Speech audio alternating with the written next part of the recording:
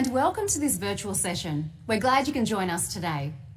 Before we get started, there's a few housekeeping items we'd like to go over with you now. Firstly, you can resize the webinar windows to cater to your viewing preferences. You can maximize, minimize, and drag the windows to your preferred viewing size. If you look at the bottom middle of your screen, you can click on the widgets that you'll need to get the most out of this virtual experience. Secondly, Microsoft specialists are on hand to answer your questions in real time. So feel free to type in your questions using the Q&A window and we'll answer them as soon as we can. Lastly, we've provided some additional resources for you to supplement your learning. You can access them by clicking on the links in this section. Without further ado, I'll hand over to our speakers. Welcome to the Microsoft Virtual Training Day for the Data Fundamentals course. So in this training, we're going to take you through the fundamentals of data and database concepts. We're going to take a look at core data concepts, and we'll teach you what relational data is, what that means, what non-relational data is, and what that means, as well as take a look at data analytics solutions in Azure, so that at the end of this training, hopefully, you'll have the skills to both provision and deploy data services in Azure. Now, in Module 1, we're going to take a look at core data concepts. We'll also take a look at some of the roles and responsibilities in data. We'll have a look at some of the relational data concepts as well as non-relational data concepts, and we'll take a look at some of the data analytics concepts in Azure as well. So let's get started with Module 1.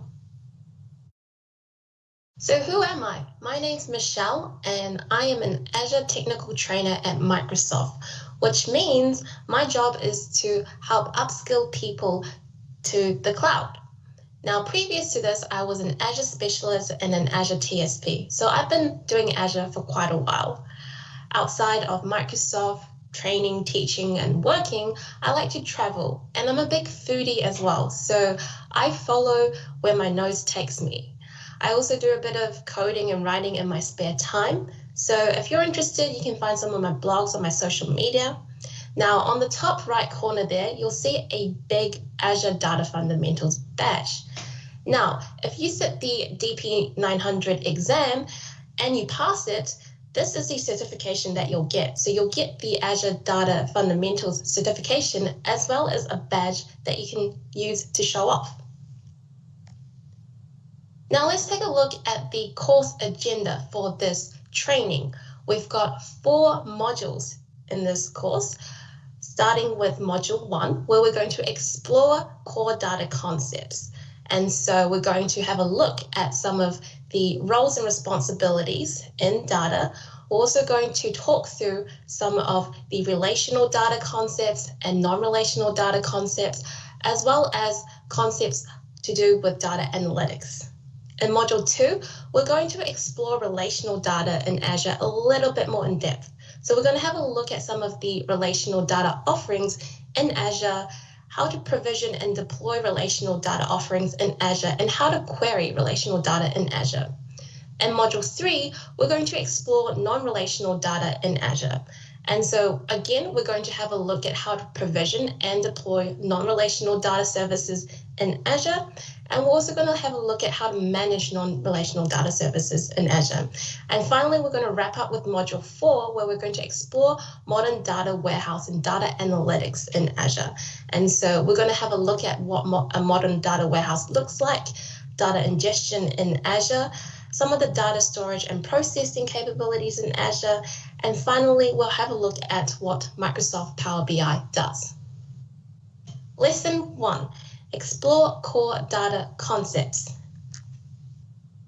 Now, what is data? Well, by definition, data is a collection of facts such as numbers, descriptions, and observations used in decision making. So you can classify data as structured, semi-structured, or unstructured. Now, structured data is data that adheres to a schema. So all of the data has the same fields or properties. Structured data can be stored in a database table with rows and columns. Semi-structured data is data that doesn't fit as neatly into tables, rows, and columns. Instead, semi-structured data uses tags and keys that organizes it in some sort of hierarchy. And so a typical example of semi-structured data is data stored in JSON format or JavaScript object notation. Now, unstructured data does not follow any schema or structure, nor does it need to be organized in any particular way. So unstructured data can be anything such as video files, image files, text files, or audio files. When we talk about data, we typically talk about transactional versus analytical data stores. So a transactional data store or a transactional system is often what most people consider to be the primary function of business computing.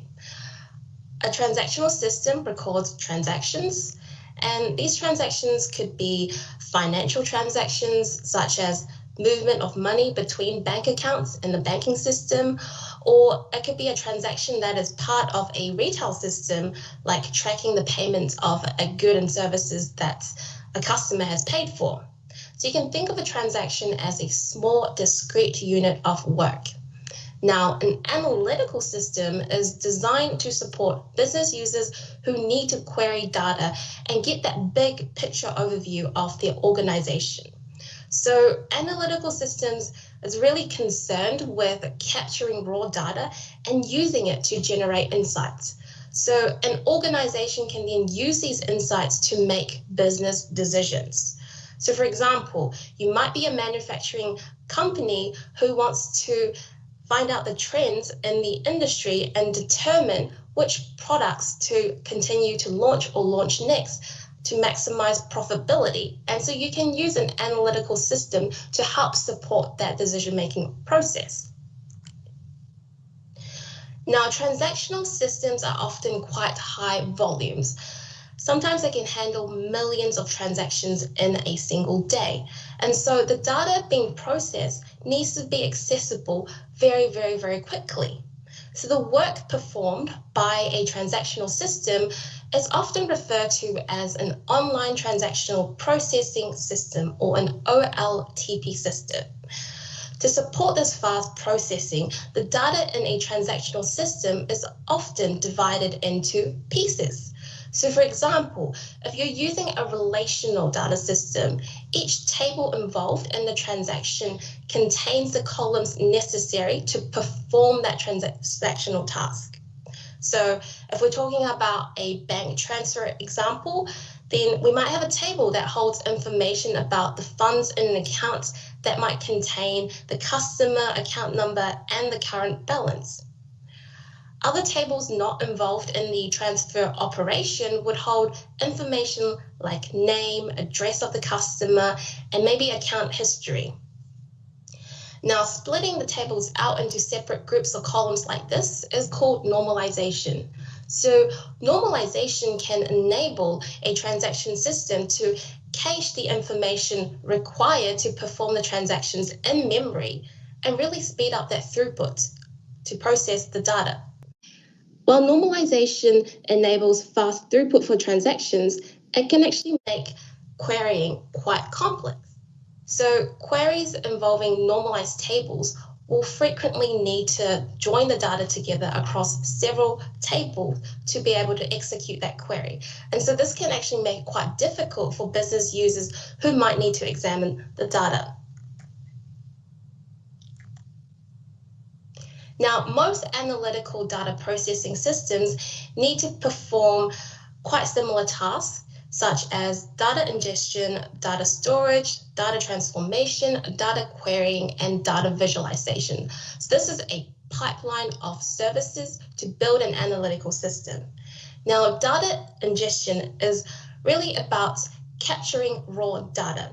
So this data could be taken from devices that are, for example, measuring environmental information like temperature, pressure, or it could be from point of sales devices that's recording items being purchased by a customer in a supermarket, or it could be recording financial data where we are collecting the movement of money between bank accounts, or it could be weather data that's coming from a weather station. And so some of this data can also come from your OLTP systems or your relational databases from on-premises. So to process and analyze this data, we must first store the data into some repository of some sort. And this repository could be a file store, it could be a document database, or it could be a relational database. And then we have to transform and process this data because the raw data might not be in the format that is suitable for querying. What that means is your data could contain anomalies. So these anomalies should be filtered out, and it might require some transformation of some way, shape, or form. So for example, dates or addresses might need to be converted into a standard format. Also, after the data is ingested into a data repository, you may want to do some cleaning operations to remove any questionable or invalid data, or perform some aggregations such as calculating profits, calculating the margin, or any other key performance metrics or KPIs that are used to evaluate how your organization or your business is doing in terms of growth and performance against the industry or in the market. Now, once we've processed and we've transformed the data and we make it ready to be used, we can then start querying and doing some analytics on our data. So this typically happens after we've ingested and transformed our data. During the data querying process, we might be looking for trends, we might be attempting to find certain root causes or problems or issues that is happening in our organization or business. So there are many database management systems that provide the tools to enable you to perform these ad hoc queries against your data and generate regular reports. Now, the data, once we have the results from our queries, we probably want to visualize it and present it in a visual way. And so this is where the data visualization stage happens, because data is usually represented in tables with rows and columns, and it's not as easy to digest in that numeric format or in those tables and documents. And so visualizing the data can often be quite a useful tool to examine the data. And so you can generate charts like bar charts, line charts, plotting the data onto a geographical map if it's geographical data. And you can really illustrate how data changes over time and pick out the trends in your data. So Microsoft actually offers a visualization tool to enable you to do so.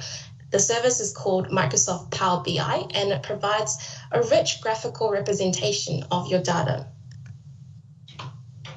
Now, data processing is simply the conversion of raw data to some meaningful information through a process. So depending on how the data is ingested into your system, you could process each data item as it arrives, or you could buffer the raw data items and process it in groups. So processing data as it arrives is called streaming, and buffering and processing the data in groups is called batch processing. So in batch processing, the newly arrived data elements are collected into a group. Now the whole group is then processed at some future time as a batch. Exactly when each of these groups is processed can be determined in a number of ways. So for example, you can process the data based on a scheduled time interval, say for example, every hour, or you could use some trigger, say for example, when a certain number of data items have arrived, then we trigger that process to go and batch process it. Some of the advantages of batch processing is that you can process large volumes of data at a convenient time.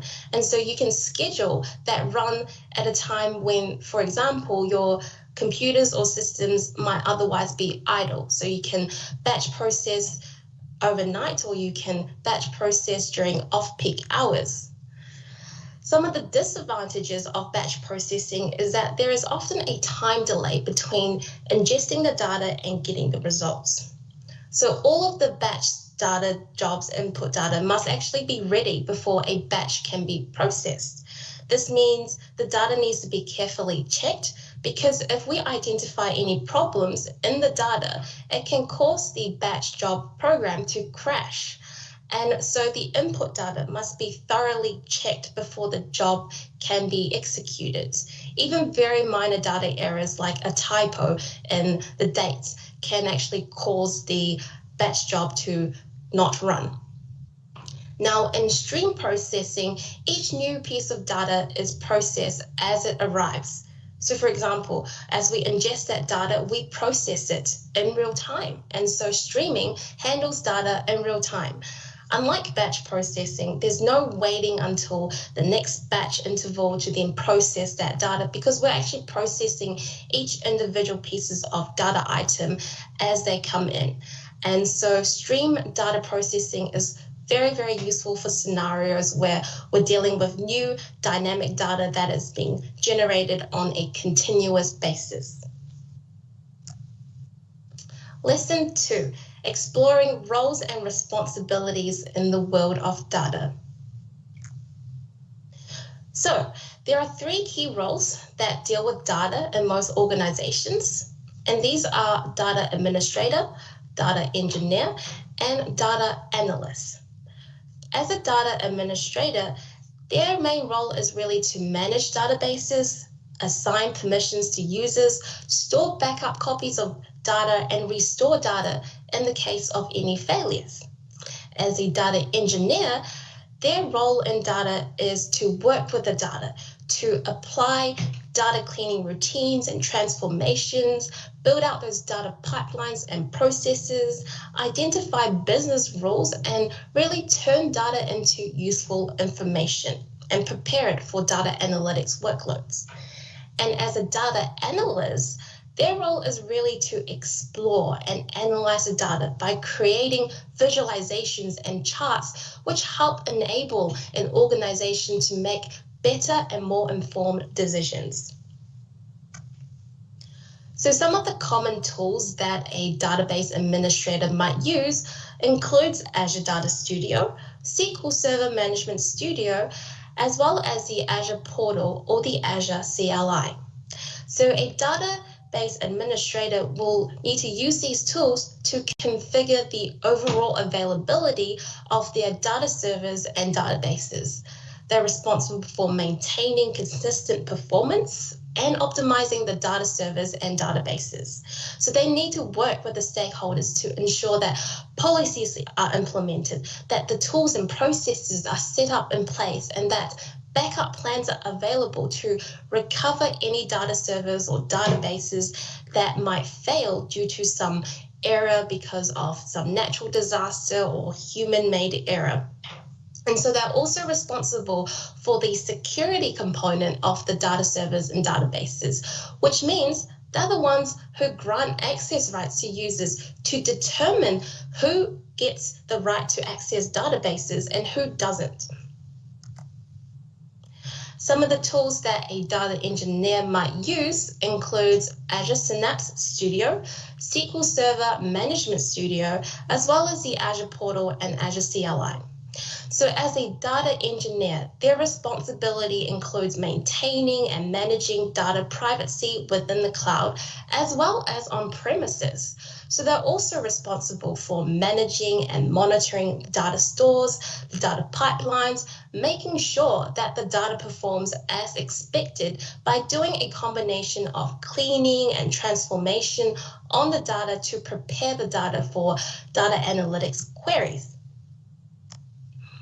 Some of the common tools that a data analyst might use includes Power BI Desktop, Power BI Service, and the Power BI Report Builder. So data analysts are typically those who design and maintain scalable business models with data.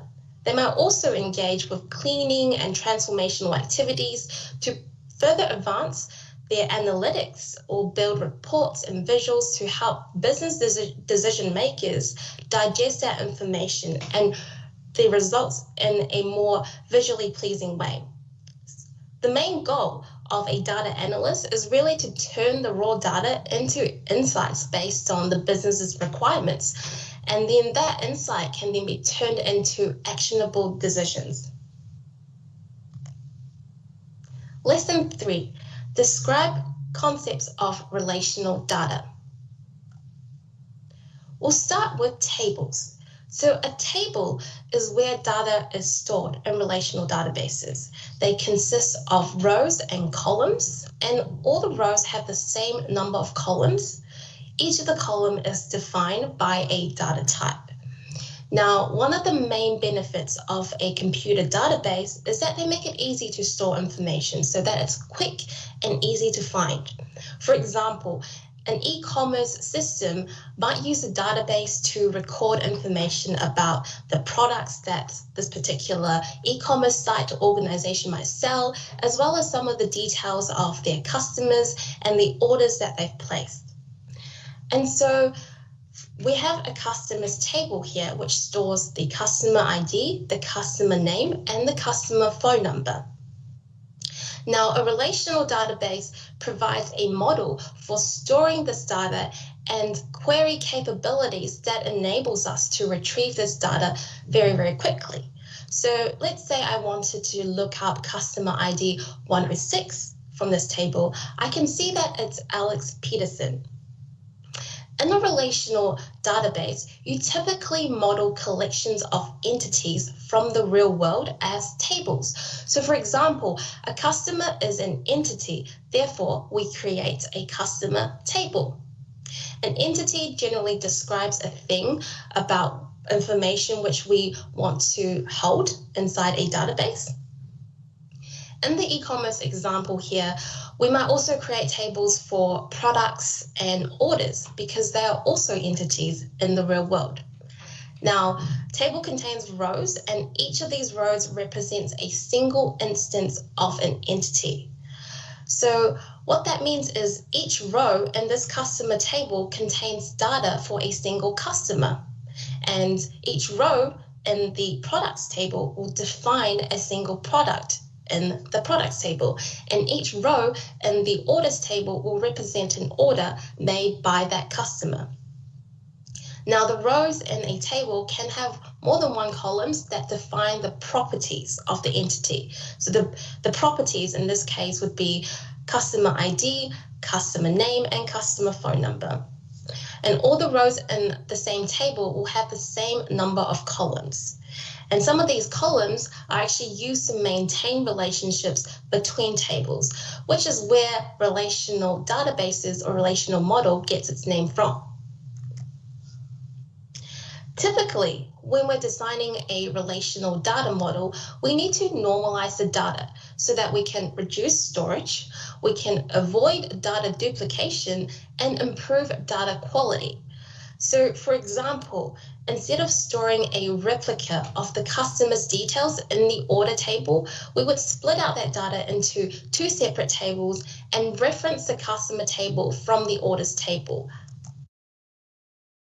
So the orders table now contains both a customer ID and it also contains a product ID.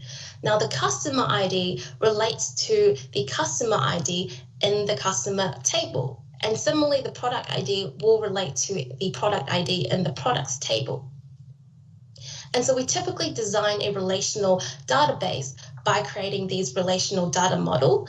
And each table will have these primary keys, so the customer ID in the customer table, order ID in the order table, product ID in the product table. These are all examples of primary key. And the primary key is then used to associate with a foreign key in another table. And so the customer ID and the product ID in the orders table are foreign keys. And this foreign key references the primary key and is used to establish that relationship between tables. Now, another concept to know in relational data is indexes. So an index helps you search for data in the table. You can think of an index over a table like an index at the end of a book. So the index at the end of a book helps you find certain pages relating to certain topics or subjects, so that when you want to find a reference to a particular topic or a subject, you simply have to look it up in the index at the end of the book and then go to that specified page number. Imagine that you didn't have this index. So to find out about a particular topic or subject, you'd have to read through the entire book to be able to find that information out. And so similarly, when we create an index in the database, we specify a column from the table where this index contains a copy of this data in a sorted order with pointers to the corresponding rows in the table. And so when a user runs a query that specifies this column in, say, for example, the where statement clause, the database management system can then use this index to fetch the data much more quickly, instead of having to scan through all the tables in the entire database row by row to find out that information. So you can create many indexes on a table. Say, for example, if we wanted to find all the customers for a specific region, then we can create another index on the customer ID column from the customers table. But indexes are not quite free. So an index would consume additional storage space, and each time you do an insert, update, or delete to a table, the indexes for that table needs to be maintained. And so this additional work can actually slow down your database operations. And therefore, if you're deciding to use indexes, you must strike that balance between having indexes to speed up your queries versus the cost of performing your database operations. Now, typically in a table that is read-only or contains data that is modified infrequently, more indexes will actually help improve the query performance. If a table is queried infrequently, but it's subject to a large number of inserts, updates, and deletes, then creating indexes on that table can actually slow your database systems down. Now, a view is a virtual table based on the result set of a query. So in the simplest case, you can think of a view as a window on specified rows in an underlying table. So you can query the view and you can filter the data in much of the same way as you would with a table. Now, a view can also join tables together. So if you regularly need to, say, for example, find the details of customers and the products that they've ordered, you could create a view to do so. Lesson 4, exploring concepts of non-relational data. Now, in a non-relational system, you typically store the information for entities in collections or containers rather than relational tables. So two entities in the same collection can have a different set of fields rather than the regular set of columns found in a relational table. This lack of fixed schema means that each entity can be self-describing. So often this is achieved by labeling each field with the name of the data that it represents. So for example, a non-relational collection for customer entities might look something like this. Now, a key aspect of non-relational database is that they enable you to store data in a very flexible manner, because non-relational databases don't impose a schema on the data. Instead, they focus on the data itself rather than how to structure it. So this approach means that you can store information in the more natural format that might mirror the same way that your applications might query and consume and use it. So if we take a look at this example here, the fields are prefixed with a name, and some fields might actually have multiple subfields. So for example, if we have a look at telephone, we can have a home telephone, a business telephone, a cell telephone. And these multiple subfields are denoted by enclosing them between square brackets. And so if we wanted to add a new customer to this non-relational data store, it's a matter of inserting an entity with its fields labeled in some meaningful way. Now, the application that queries this data must be prepared to actually pass the information in the entity that it retrieves. The data retrieval capabilities that a non-relational database can actually vary. So each entity should have a unique key value. For example, the ID needs to be unique. So the entities in the collection are usually stored in some key value order. For example, the key here is ID, name, telephone, and address. And the value would be 1, Mark Hansen, the phone numbers and addresses of Mark Hansen. The simplest type of non-relational database enables an application to either specify the unique key or a range of keys as the query criteria. And so in this example, the database would enable an application to query customers by ID only. Now, filtering data on other fields would actually require us to scan through the entire collection of entities, parse each entity in turn, and then apply the query criteria to each entity to find the matches. And so, for example, if we were to do a query that fetches the details of the customer by ID, we can quickly do so. But if we had a query that attempted to find all the customers with the UK address, for example, we would have to iterate through every entity, and for each entity, examine each field in turn. And so you can imagine a database that contains millions of entity records. This kind of query would actually take a considerable amount of time to run. And so you would typically query a non-relational database with its unique key value for each entity. Some of the more advanced non-relational systems supports indexing, much like the indexing in a relational database. So queries can then use the index to identify and fetch the data based on a non-key field. Some of these more advanced non-relational systems that supports this are, for example, Azure Cosmos DB, which is a non-relational database management system that's available in Azure.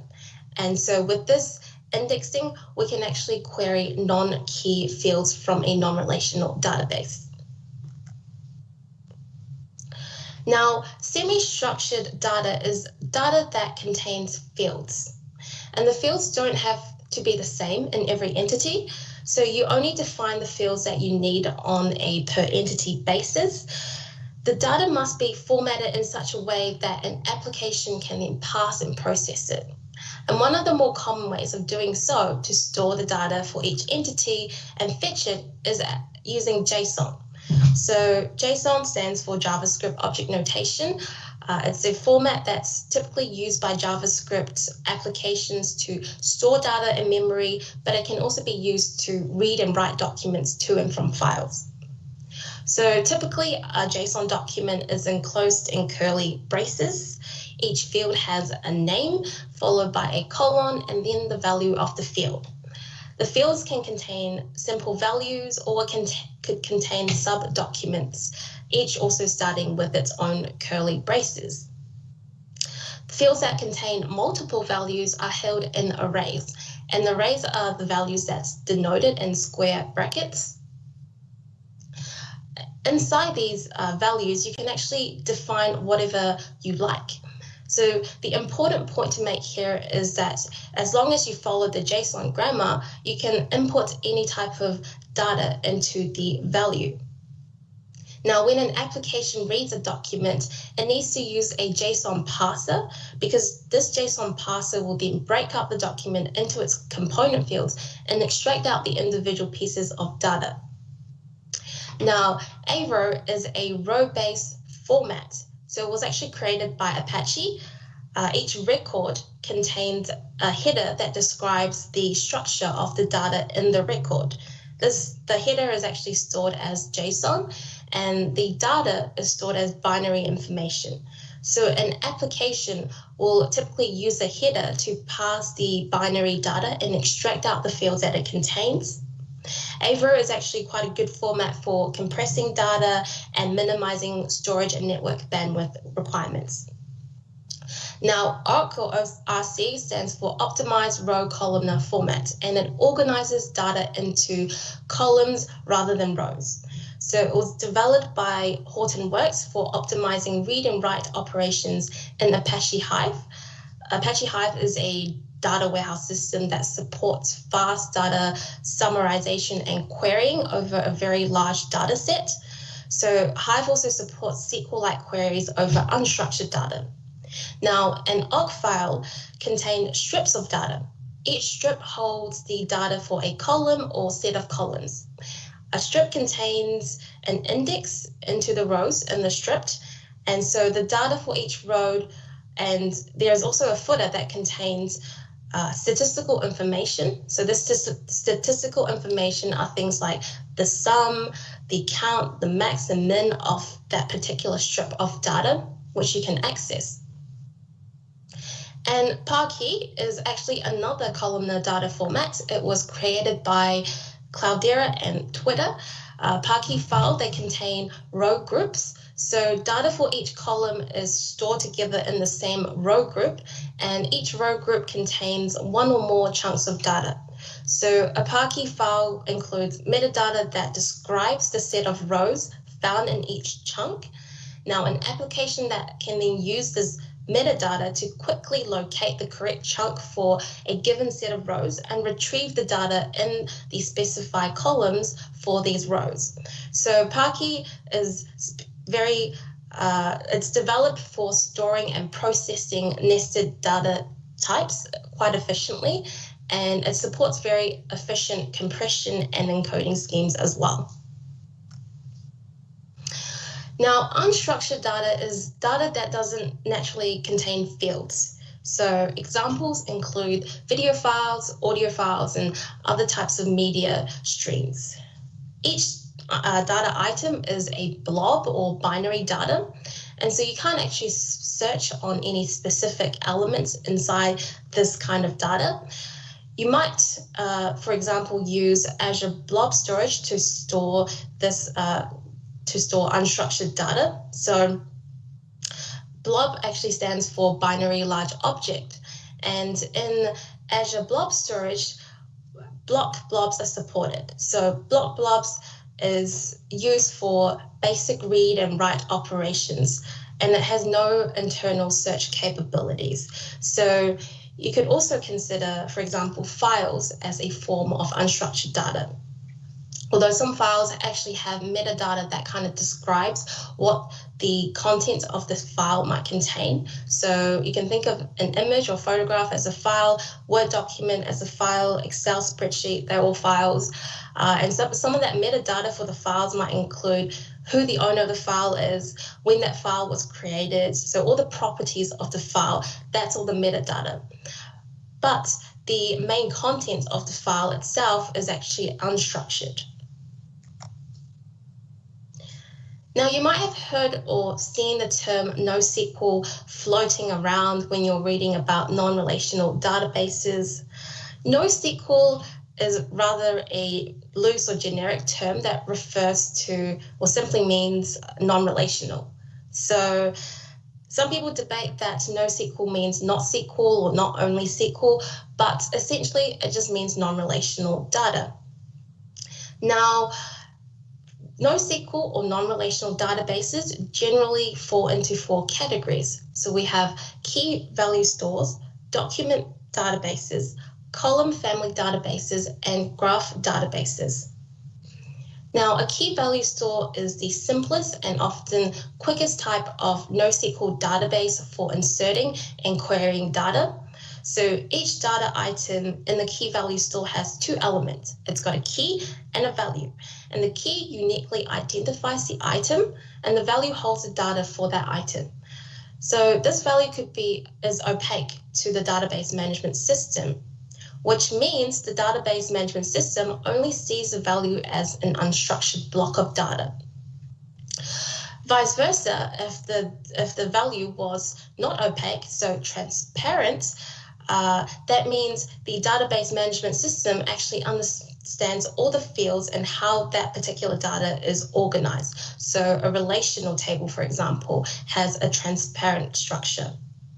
Now, to query a key value store, we must specify the keys which identifies the items to be retrieved. So you can't search on the values. So an application that retrieves data from a key value store is responsible for parsing the contents of the values returned. And write operations for a key value store is typically restricted to inserts and deletes only. So if you need to update an item, you must first retrieve the item, modify it in memory, and then write it back to the database. So it's typically a retrieve, modify, and insert right back to the key value store. The focus of a key value store is really the ability to read and write data very, very quickly. And so that's why search capabilities are secondary. So key value stores are great for data ingestions where we're dealing with a large volume of data that's coming in continuously as a stream and needs to be stored very, very, very quickly.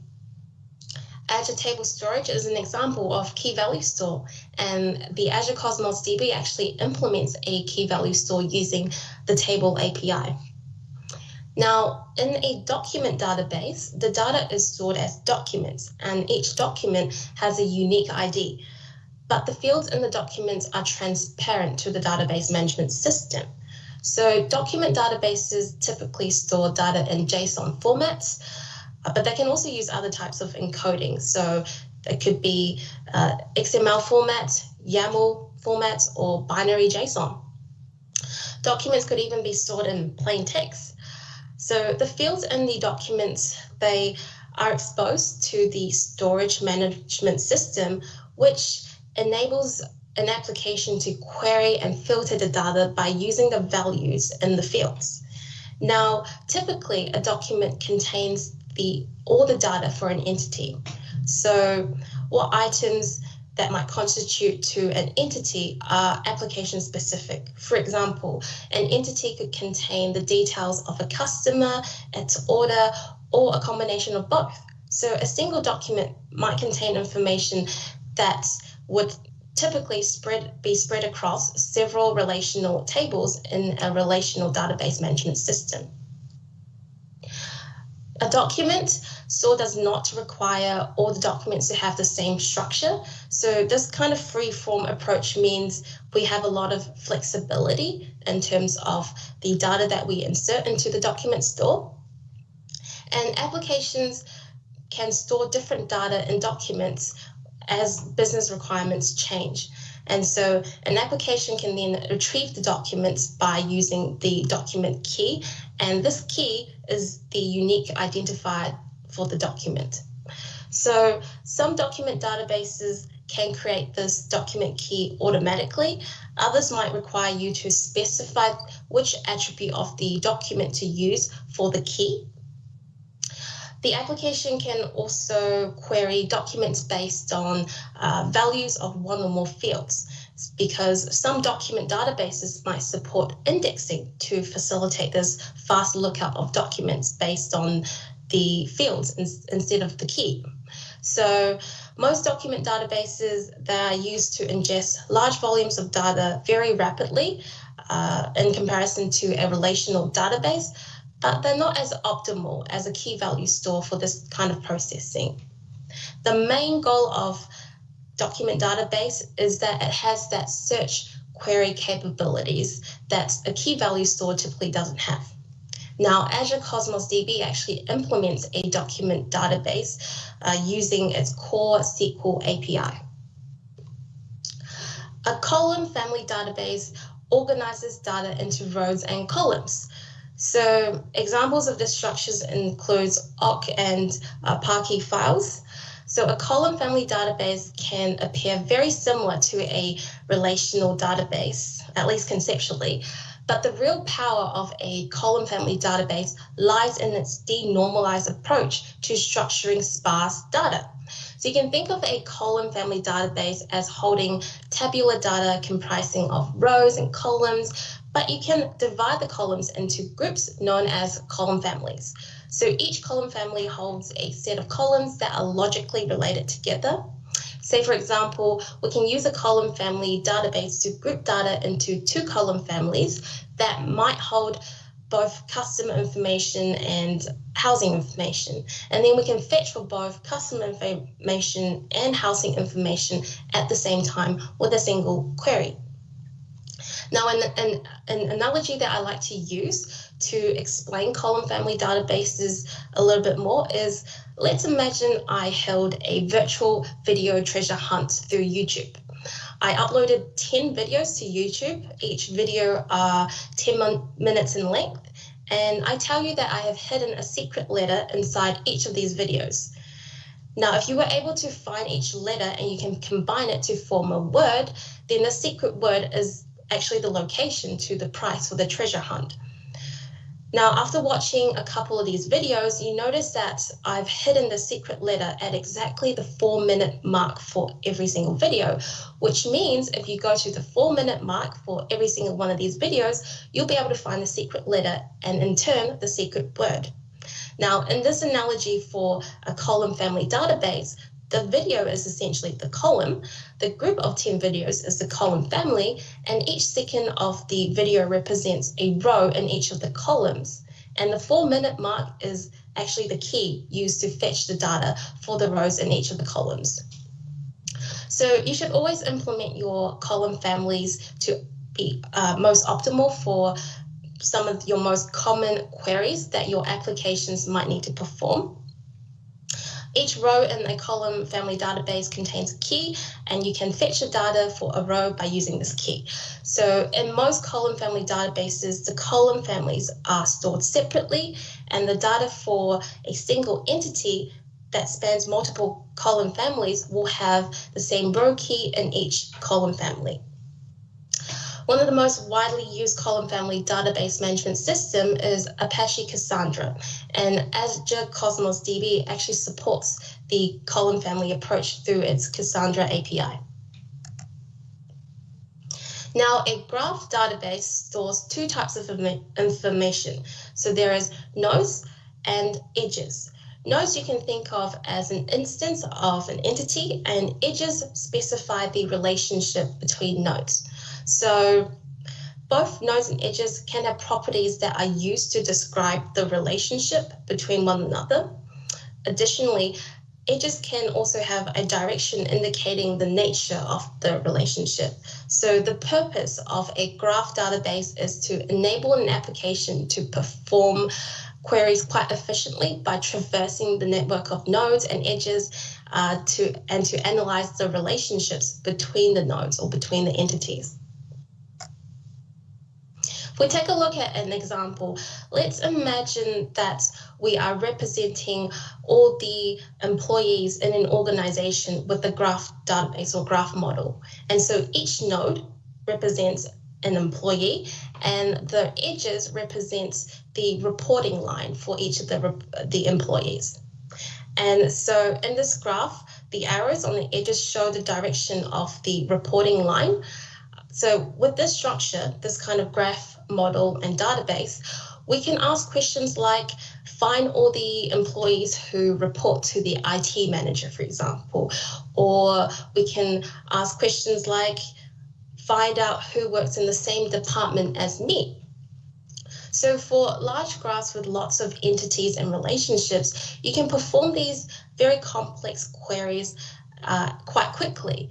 And so we can use graph databases to traverse the network of relationships and help provide answers to those type of complex queries.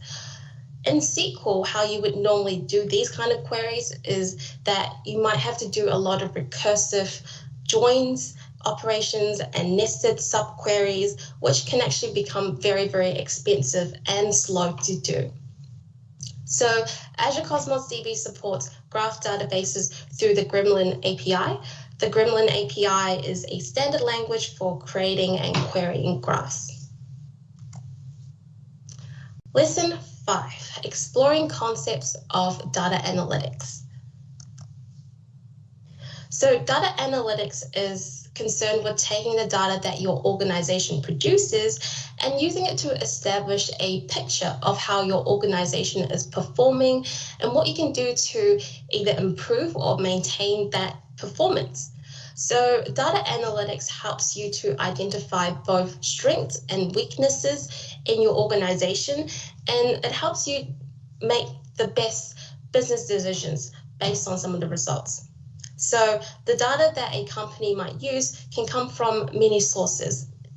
Now, in a data analytics solutions, you would typically combine all this data from your many sources and construct a data warehouse where you can then use it to ask questions about your business operations. Building a data warehouse will require you to capture the data that you need and transform it into an appropriate format for you to do those kind of querying and data analytics workloads. You can then use visualization tools to examine the information presented by your data and help identify trends, issues, problems, causes to your organization.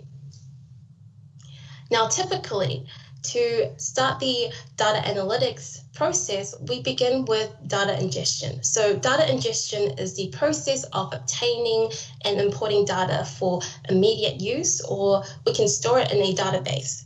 So during the data ingestion process, data could be ingested through a continuous stream, or it could come in batches. The purpose of the ingestion process is really to capture this data and either process it immediately or store it. So during the ingestion process, we might do some filtering. For example, if we are ingesting data that could come from a suspicious, corrupt, or data source. And so suspicious data might be data that is coming from an unexpected data source. Corrupt or duplicated data could be due to some device malfunctioning, or there might be transmission failures, or someone might be tampering with the data.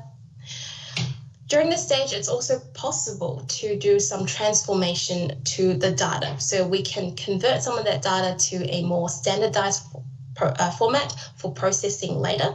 So for example, if we're talking about dates and times, we might want to reformat it so that all the data that's been ingested will use the same date and time representation. Or if we're talking about measurement data, for example, we might want to convert it so that they all conform to the same metrics. But if we're doing transformation at this stage, remember to keep them quick.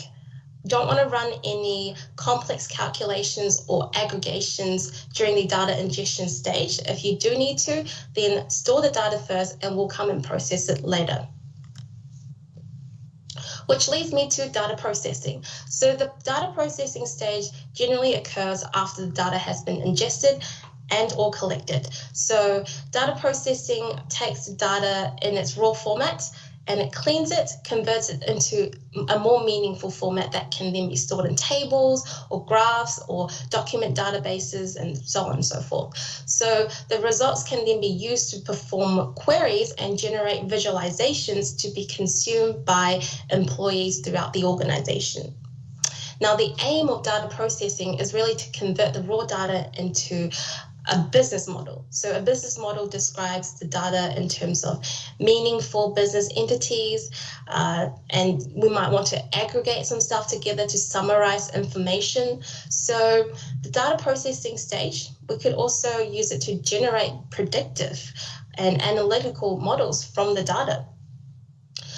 Data processing can actually be quite complex. So it might involve automating a lot of scripts. You might have to use tools like Azure Databricks, Azure Functions, Azure Cognitive Services to examine and reformat the data and generate those models. So a data analyst could then use machine learning to help determine future trends based on the models that's been created from the data. Now, the data processing mechanism can take two approaches to retrieving the ingested data and processing this data to transform it into one of these business models and then saving the transform data and models. So these two approaches are known as ETL and ELT. ETL stands for extract, transform, and load. So the raw data is retrieved and transformed before being saved. So during the transform stage, the data might get standardized, clean, transformed, aggregated. Some of the missing values could be filled out, corrupt data could be chucked out. Other tasks could involve some basic data cleaning, deduplicating data, and reformatting some of the contents of the data. So once the data is in a standardized format that is suitable for analytics, it gets loaded into a repository system. The extract, transform, and load steps can be performed as a continuous pipeline of operations. So ETL is quite suitable for very simple and basic models that has very little dependency between items. The alternative approach to ETL is ELT. So ELT is short for extract, load, and transform. So this process is slightly different because the data is first stored before it's transformed. So the data processing engine can take an iterative approach by retrieving and processing the data from storage before writing the transformed data and models back to storage. Now, ELT is more suitable for constructing complex models that depend on multiple items in the database, often using periodic batch processing. ELT is also a more scalable approach that is suitable for cloud workloads because it can make use of the extensive compute power of the cloud. So ELT is more stream orientated than ETL, because with ETL we can filter the data before it's stored, which is good for data privacy and compliance, as we can remove any sensitive data before we store it. However, ELT, we can't do that because we load the data before we transform it and process it. So Azure provides a couple of options for you to implement both ETL and ELT. So for example, if you're storing data, you can store data in an Azure SQL database, and then you can use the SQL Server integration services to build out your ETL and your ELT pipelines. The SQL Server integration services can extract and then can transform data from a whole range of sources, such as XML data files, flat files, relational data sources, and then load the data into one or more destinations. Another approach is to use Azure Data Factory. So Azure Data Factory is a cloud-based data ingestion service that allows you to create those data-driven workflows and pipelines for orchestrating data movements and transforming data at scale. So with Azure Data Factory, you can create and schedule data-driven workflows, also called pipelines, that can ingest data from a lot of different data sources. And you can build quite complex ETL processes that transforms data visually with data flows. Or you can use other compute services like Azure HD Insight, Azure Databricks, Azure SQL Database to do some of that transformation as part of the pipeline. Once we process our data, we've gathered insights and results from our analytics and queries, we can visualize the information that our business models we've built present using data visualization tools. So to start the visualization piece, we generally start with creating reports to report on some of our findings and results. So reporting is the process of organizing data into informational summaries to monitor how different areas of an organization is performing. So reporting helps companies, for example, monitor how their online business is doing. They can find out what's not performing well. Good reporting should actually raise questions about businesses from its end users.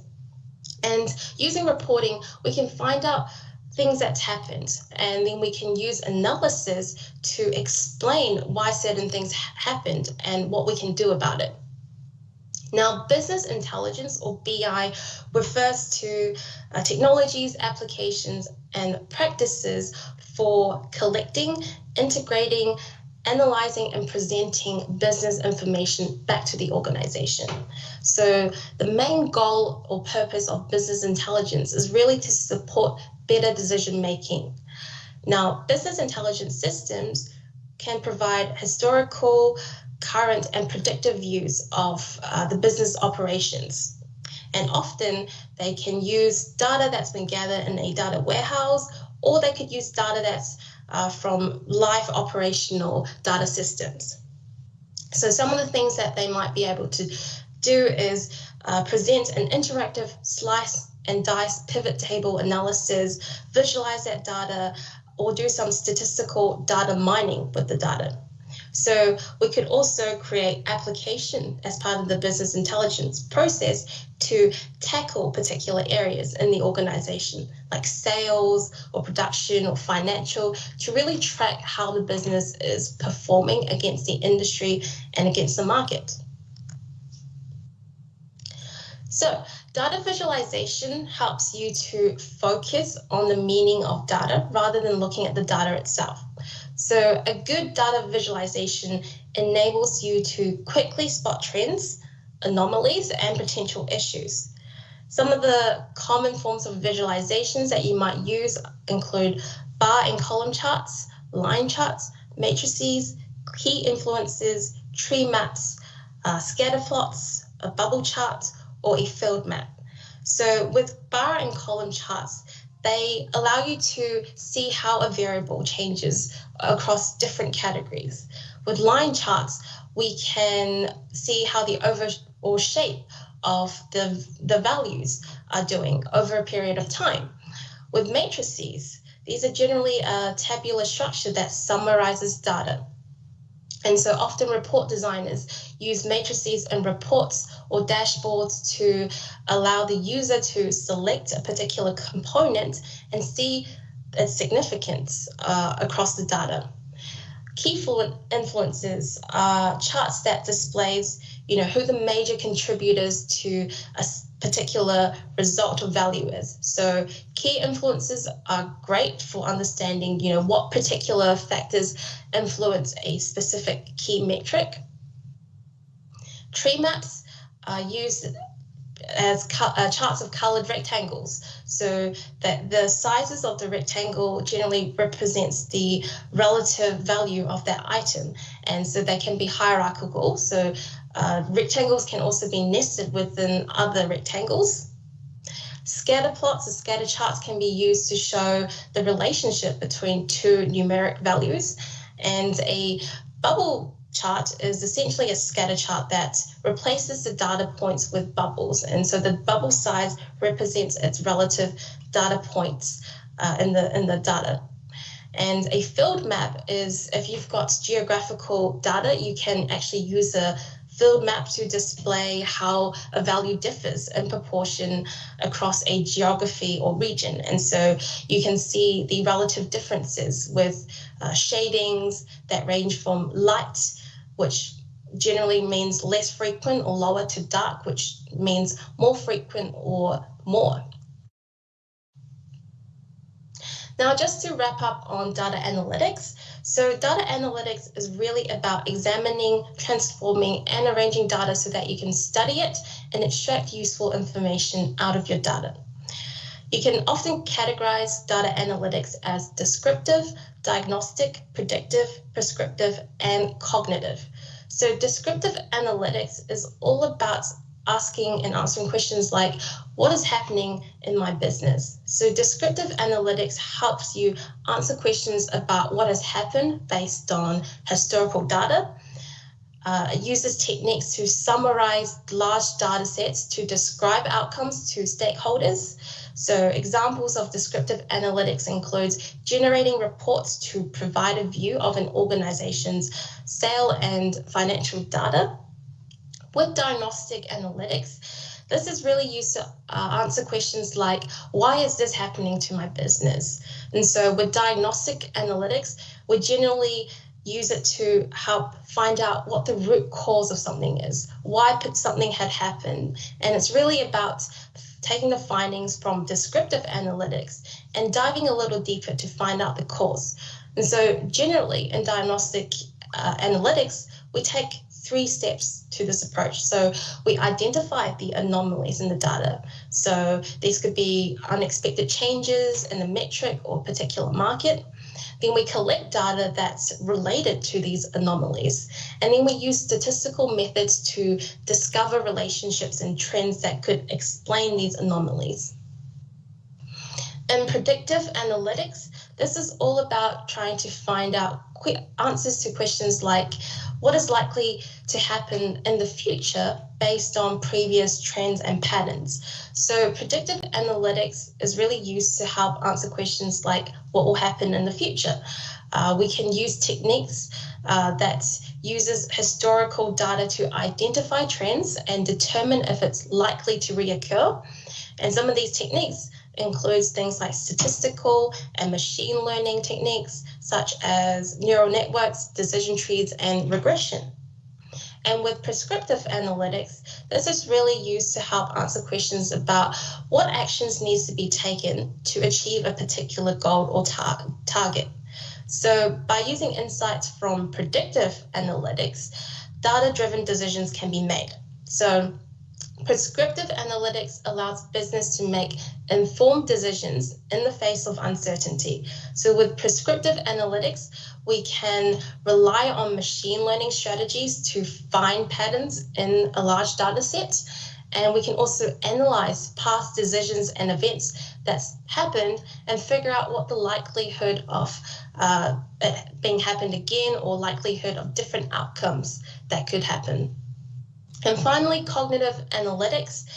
Now, this type of analytics is inspired by how the human brain works. So how we process information, how we draw conclusions, how we codify instincts and experiences into learning and understanding.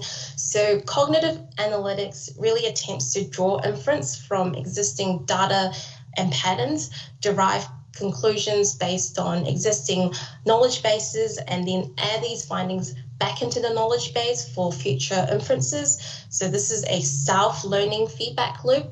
So cognitive analytics really helps you to learn what might happen if circumstances change and how you might handle these situations differently. And that's it for Module 1. So we just had a look at some core data concepts, relational data, non-relational data, and data analytics concepts as well. So let's take a 10-minute break, and I'll see everyone back here in 10 minutes to start Module 2.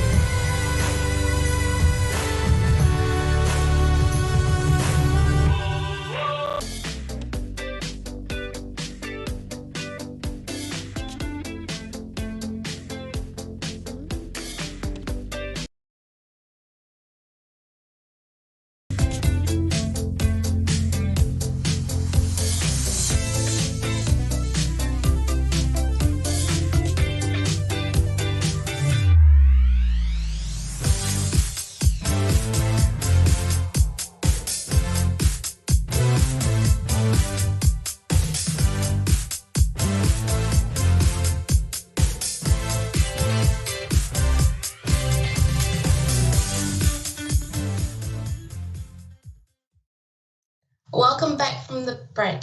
So let's continue exploring Module 2, where we're going to have a look at querying relational data now in Azure. So let's get started. Lesson 3, querying relational data in Azure. So let's have a look at what SQL is. SQL stands for Structured Query Language. SQL is used to communicate with a relational database. It's the standard language for relational database management systems. So SQL statements are used to perform tasks like updating data in a database, retrieving data from a database. Some of the common relational database management systems like Microsoft SQL Server, MySQL, PostgreSQL, MariaDB, and Oracle all uses a variant of SQL. Now, just a bit of a fun history. SQL was originally standardized by the American National Standards Institute in 1986 and by the International Organization for Standardization in 1987. Since then, the standard has been extended several times as relational database vendors have added new features to their systems. Additionally, most database vendors have included their own proprietary extensions that are not part of the SQL standard, which has resulted in a variety of dialects of SQL. So when it comes to SQL statement types, there are 3 categories you should know about. First one being DML, or Data Manipulation Language, DDL, or Data Definition Language, and DCL, Data Control Language. Now, DML, or Data Manipulation Language, are the statements that are used to query and manipulate data. So they're statements like select, insert, update, and delete. DDL, or Data Definition Language, is used to define database objects. So they're statements like create, alter, drop, and rename. DCL, or Data Control Language, are statements used to manage security permissions. So they're things like grant, revoke, and deny. So you can use DML statements like select, insert, update, delete to basically accomplish anything you want in the database. Now, select allows you to read and retrieve particular data rows or data items from a table. Insert allows you to add a data row or data items to a table. Update allows you to modify or change existing data in a data row or data item in the table. And delete allows you to remove a particular row item or data row from a table. Now, although a lot of these SQL statements are part of the SQL standards, many database management systems also have their own additional proprietary extensions to handle specifics of that database management system. So these extensions are not covered by the SQL standards, and they include things like security management and programmability. So these proprietary extensions can include things like store procedures, triggers, and managing user accounts. So PostgreSQL and MySQL have their own versions of these features. Now, some of the popular dialects of SQL includes Transact SQL or TSQL, which is a version of SQL used by Microsoft SQL Server and Azure SQL Database. PG-SQL is a dialect with extensions implemented by PostgreSQL, and procedural language over SQL is a dialect used by Oracle databases. Now let's take a look at the elements that constitute to a typical SQL query using DML statements. First, we usually start with a select statement. You can use a select statement to retrieve data from tables and specify certain conditions. After the select statement, you would typically specify the columns of the data that you wish to retrieve data from. Now, the from statement is then used to decide which table to retrieve your data rows from. Then you can also optionally add a where clause or where statement, which is a conditional statement that specifies which data to include and which data to exclude, depending on the evaluation of the condition. If you're using some of the aggregation or summarization functions in the select statement, you can often use the group by statement to group the aggregation or summary that you're trying to do in the query. And the order by statement, which is again another optional statement that you can add, can be used to rank the results of the data that you're retrieving. Now, if we take a look at an example of a select statement, in basic English, this query or this statement is essentially saying find the employees who served customer 71 at least once and rank them by the employee number.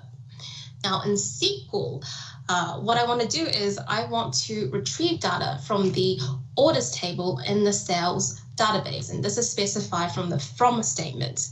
And the data I'm interested in are employee ID and the order year, which is specified in the select statement. And I'm only interested in the data where the customer ID is 71, which is specified in the where statement. I also want the results returned to be in groups of employee ID and order year. And so this is specified in the group by statement. And I only want results where there is a record return, and each of the results needs to be grouped if there are multiple records found. And so this is specified in the having statement. And then I want to rank the results first by employee ID and then by order year, which is specified after the order by statement. Now, if we take a look at an example of an insert statement, so in plain simple English, this is simply saying I want to add a new order to the orders details table. So in SQL, what we do is we insert into the order details table, which is inside the sales database, the following values. So for order ID, I want to insert 10255. Product ID, I want to insert 39. Unit price, I want to insert 18. Quantity is 2, and the discount is 0.05, which means 5%. Now, you use DDL statements to create, modify, and remove tables and other objects in the database. So these objects could be tables, store procedures, views, and so on and so forth. Now, the most common DDL statements or data definition language statements are create, which allows you to create a new object in the database, such as a table or a view, or alter. So alter allows you to modify the structure of an object. For instance, you can alter a table by adding more columns to it. The next one is drop. So drop allows you to remove an object from a database. So if you want to drop a table, for example, if you no longer need it. And then rename is another one that you can use to rename an existing object. So if you wanted to rename a table, for example, that's where you would use the rename statement. Now, if we look at an example of the create statement, this statement or this example creates a new database table called my table in the database. And so the items between the brackets or the parentheses specify the details of each of the columns in the table, so including name, data type, whether the column needs to have a value or not, so that's a not null, and whether the data in the column is used to uniquely identify a row, which is the primary key part. So every table should have a primary key. Although SQL doesn't actually enforce this rule, the primary key is then used to uniquely identify each data row item in the table.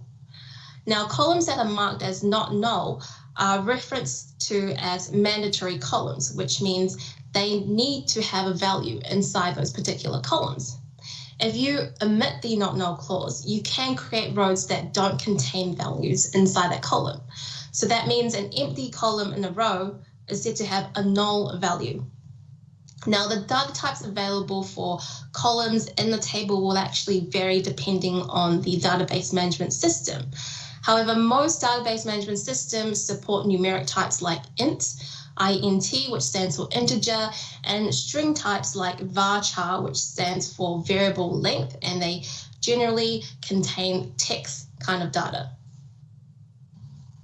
So now let's have a look at how we can provision an Azure SQL database and also query data inside an Azure SQL database. So I'm going to head over to my Azure portal to provision and query an Azure SQL database. Now that I'm on my Azure portal, this is how I'm going to provision my Azure SQL database. So this is what the home page of my Azure portal looks like. Now I am using the preview version, so your one might actually look slightly different because preview means it's still in beta mode. So to create any resource, including an Azure SQL database, I can come into my left-hand menu bar, open this up and create a resource from here. Alternatively, what I like to do is I actually like to search for the resource I'm creating. So if I look up a SQL database, for example, I get to create a Azure SQL database from here. And so I simply go add, and I'm taken to the configuration page. And I need to go through those settings that I talked through earlier, starting with the basics. So I need to choose an Azure subscription to provision this Azure SQL database to. I'm using my internal subscription. And I also need to specify the resource group which this Azure SQL database will go into. So I've actually created one, but you can also optionally create a new resource group from here. So I'm actually going to create a new resource group and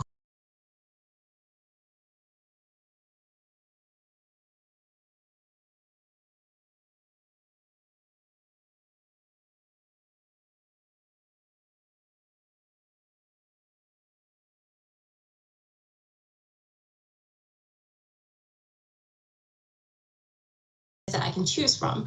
So general purpose, hyperscale, business critical. And if we scroll down a little bit, we can see the price of selecting this particular tier. Now I'm actually going to scale my database right down because this is, again, a demo database, so I don't need that much resources. I'm going to select the basic one, and then I'm just going to scale that all the way down. And I can see that the estimated cost for the smallest possible Azure SQL database is going to cost me about $6.85 a month. I'm just going to hit apply. And I'm going to go to the next tab, which is a networking tab. Now with the networking connectivity, we can configure how we can connect to our Azure SQL database. Now by default, remember that all access to our Azure SQL database is blocked. I can enable public access, or I can have a private endpoint access to my Azure SQL database. So I'm going to open this up for public access. And here I can specify some of the firewall rules. So do I want to allow Azure services and resources to access the server? Probably if I want to use an Azure virtual machine to access my Azure SQL server.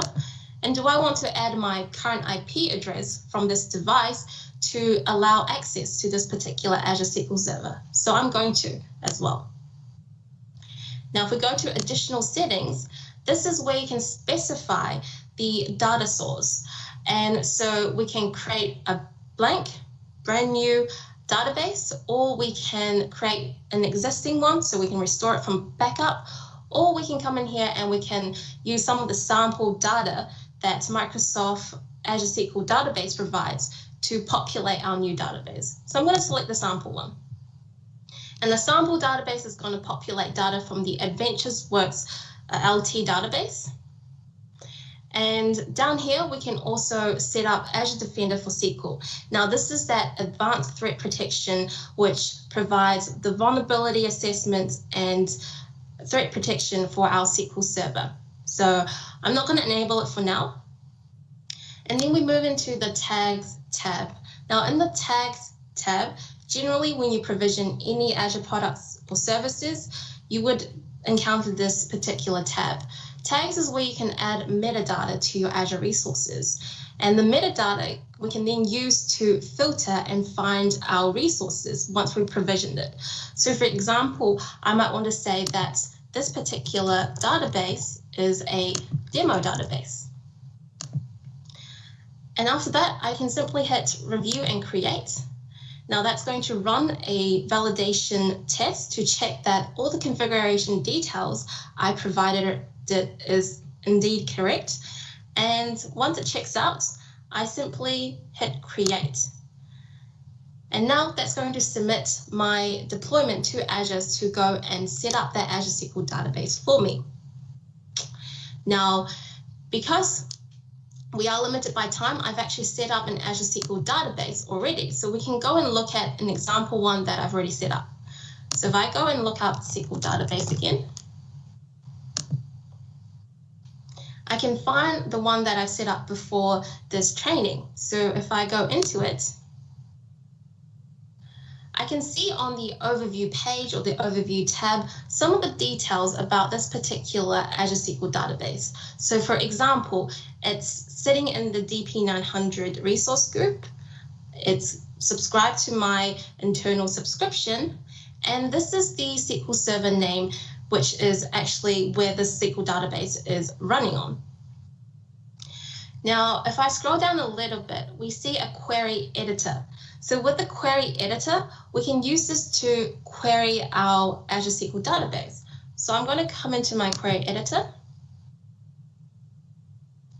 And I need to authenticate myself to be able to access this particular Azure SQL database. So if I wanted to essentially execute any queries against this particular database, I need to verify myself first.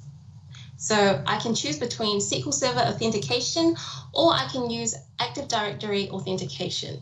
I'm going to pick SQL Server authentication, and I'm just going to put in the password for this Azure SQL database.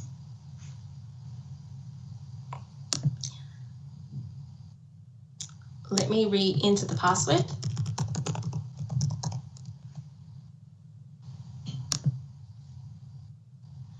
And now I'm inside the query editor for this particular Azure SQL database, which means I can use this to start executing some of those SQL queries that I want against this database.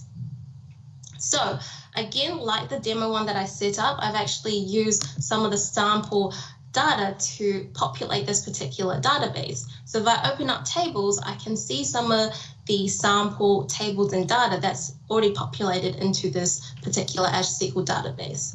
So I can minimize some of these panels on the left here to make more room on my screen. And let's just execute a very simple SQL statement like select. Let's look at the customers table.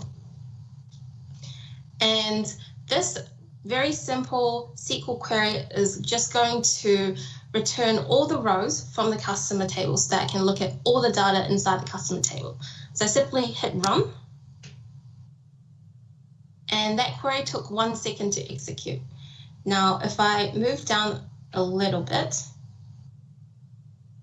or minimize the screen a little bit, I can see some of the results that were returned from the query. And so this is all the data inside the customer data table. Now, if we look at something a little bit more interesting, I can see that there is a sales order table in my database. So let's change this to sales order. So sales order, and hit execute.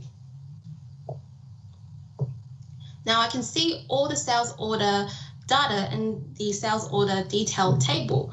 So it contains columns like sales order ID. If I scroll across, order quantity, product ID, which tells me that this is actually a foreign key which references the product ID in the products table. And so let's actually go and reference the products table from my order details table. And so if, for example, I wanted to find all the products that are inside the order details table and the products table, I can do something like an aggregation.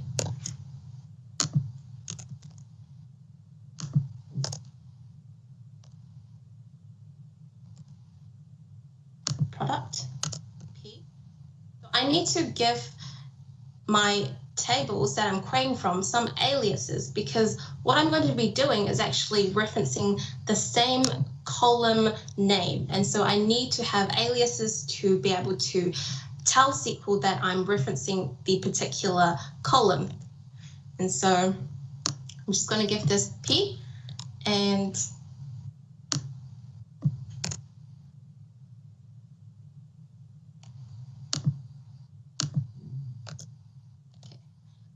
then I'm going to specify a where clause, which is that conditional statement where I can say I'm only interested in the results which will return me the product ID from the sales order table is the same as the product ID from the product table. Now, if I hit execute, I get a result of 542, which tells me that the total number of products that have been ordered is 542. Now, what's interesting is if I wanted to find out how many products existed, I can do a pretty similar query.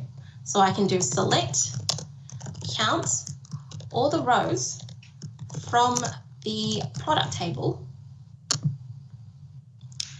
and I can highlight this, which means I'm only going to be executing this particular query. So if I hit run, I find out that there are 295 products in the products table, which tells me that there have been at least one or more products that has been ordered more than once from the results that I got from my sales order detail table. Now, these are very simple queries, and you can do a lot more complicated and complex SQL queries, but this is just some of the power that you can do using Azure SQL Database.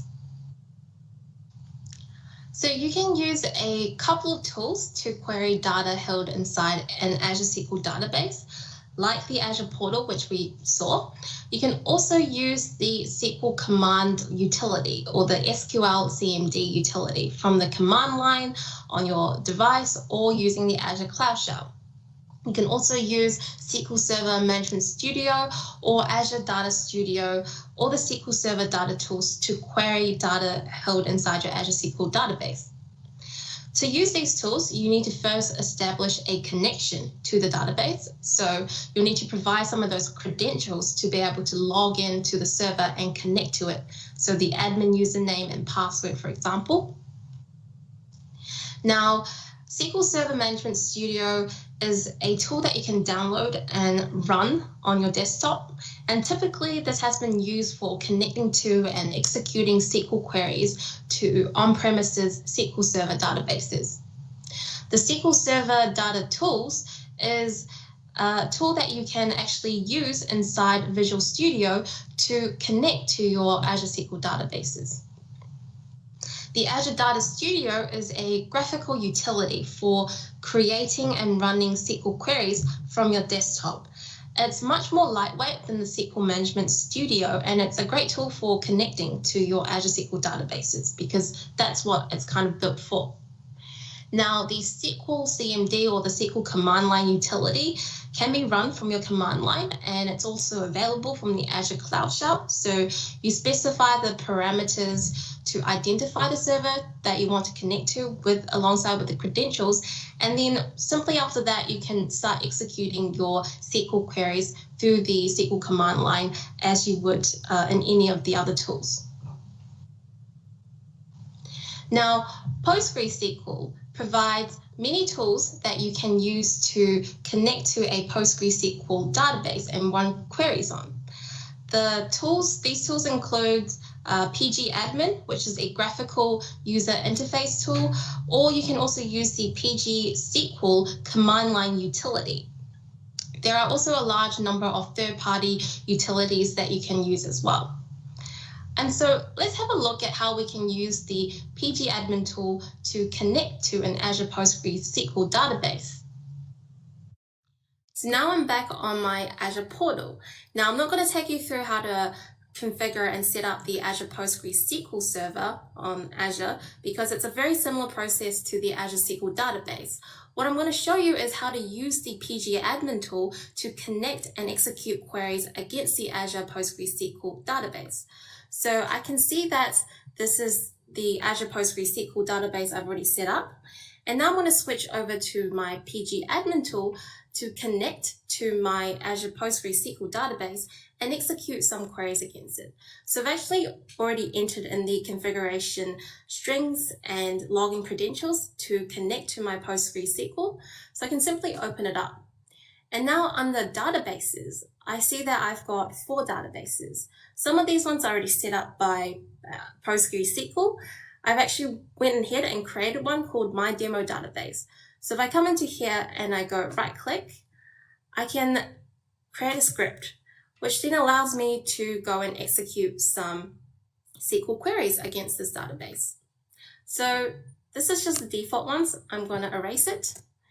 And this database should be completely empty. So let's go and create a table. So I'm going to execute a create table statement, and I'm going to call this table customers. Now, inside my customer table, I need to specify a couple of columns. And so let's say customer ID, which is going to be a primary key, and it's not going to be null. I'm also going to have a customer name, which is going to take a varchar, and let's give it 50 characters, and also not null. Now, I simply hit this play button to execute the statement.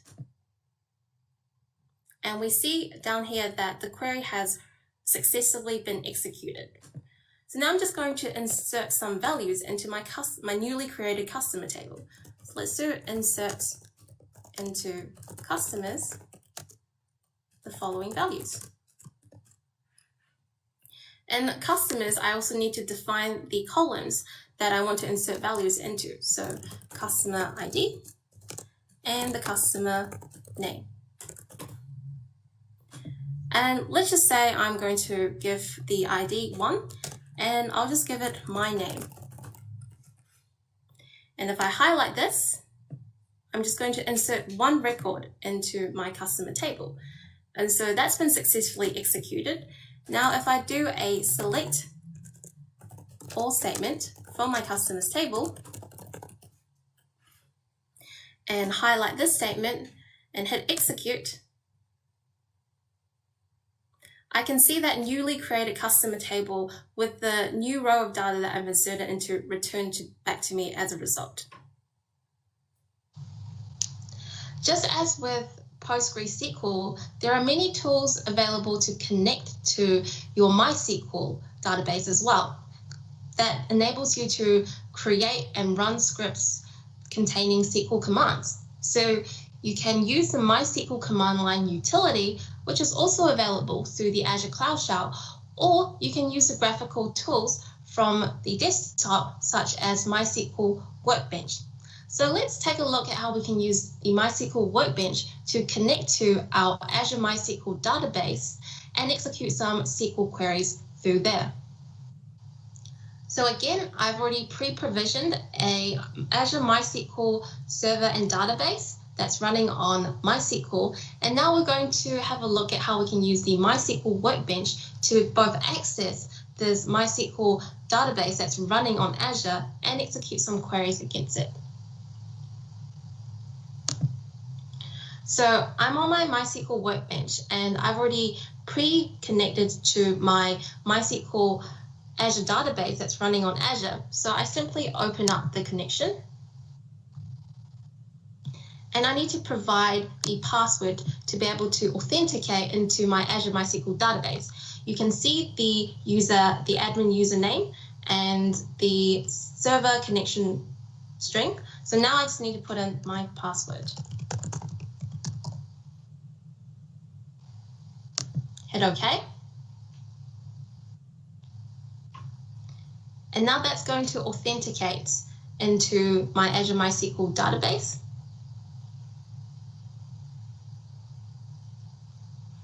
So once I'm in, I've actually predefined some queries that I was executing earlier before this training. And so I'm just going to highlight them and run through the same process, creating a table, but this time we're going to create an inventory table in our Azure MySQL database. And so I have already set up a My Demo database here, And so I'm going to use my demo database, and I'm going to create an inventory table that has an ID as a column, a name, and quantity. I'm just going to hit this little lightning button, which will run it. And that's executed successfully. Now I'm going to insert a couple of rows, particularly these 3 rows of values, into my new inventory table. So I'm going to highlight it and hit execute. And I've inserted 3 rows of data into my newly created inventory table. And then I'm just going to select all the rows from my inventory table. And I can see here all the new values that I've inserted into my table. So banana, orange, apple. And finally, this drop table statement is going to effectively delete my inventory table to remove it from the database. That's effectively been executed. So if I go and highlight this select all from inventory table again, it should throw me an error. And there you see, because the inventory table no longer exists in my demo database anymore. This concludes the first part of this virtual training. I hope you've enjoyed it so far.